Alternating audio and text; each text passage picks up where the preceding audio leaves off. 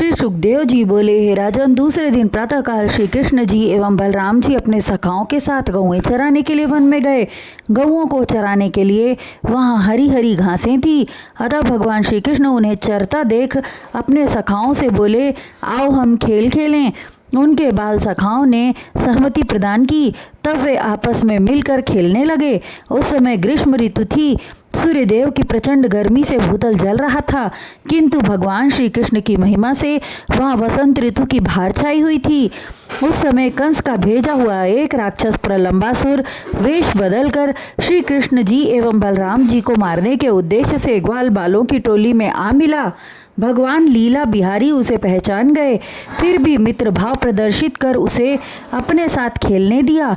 उस कपट वेशधारी राक्षस के बारे में श्री कृष्ण ने बलराम को संकेत से समझा दिया कि यह कोई दुष्ट प्रकृति वाला राक्षस है और हमें मारने की नियत से आया है।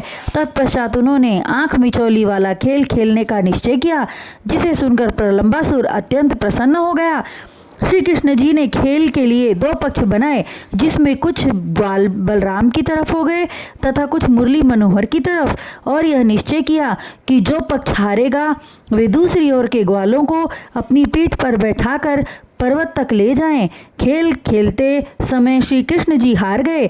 तब नियमानुसार उन्होंने श्री दामा को अपने पीठ पर बैठाया, भद्रसेन ने वृषभ को तथा प्रलंबासुर की पीठ पर बलराम जी चढ़े। बलराम जी को मार डालने का सुअवसर पाकर प्रलंबासुर जल्दी जल्दी पर्वत पर चढ़ने लगा और सब ग्वालों से आगे निकल गया और निर्दिष्ट स्थान से आगे निकल गया। तब बलराम जी उसकी कपट चाल जान गए और अपने शरीर का भार इतना अधिक बढ़ा लिया कि वह असुर बेदम होने लगा। बलराम जी ने उसके कान को ऐंठ कर कहा, अरे नादान घोड़े, ठिकाने चल। यह सुनते ही वह क्रोधित होकर अपने वास्तविक रूप में आ गया। उसकी आंखें लाल लाल थी, बड़ी बड़ी भुजाएं और लंबी दाढ़ें, दांत देखकर सभी ग्वाल बाल भयभीत होकर इधर उधर भागने लगे, किंतु श्री कृष्ण जी वहीं खड़े होकर मुस्कुरा रहे थे। बलराम जी उनके मुस्कुराने का अर्थ समझकर प्रलंबासुर के विशाल मस्तक पर जोर से मुक्का मारा, जिससे उसका मस्तक फट गया और रक्त की धारा बहने लगी। क्षण मात्र में उसके प्राण पखेरु उड़ गए। तब सभी ग्वाल बाल दौड़ते हुए बलराम जी के पास आए और प्रलंबासुर को मरा हुआ देखकर अति प्रसन्न हुए।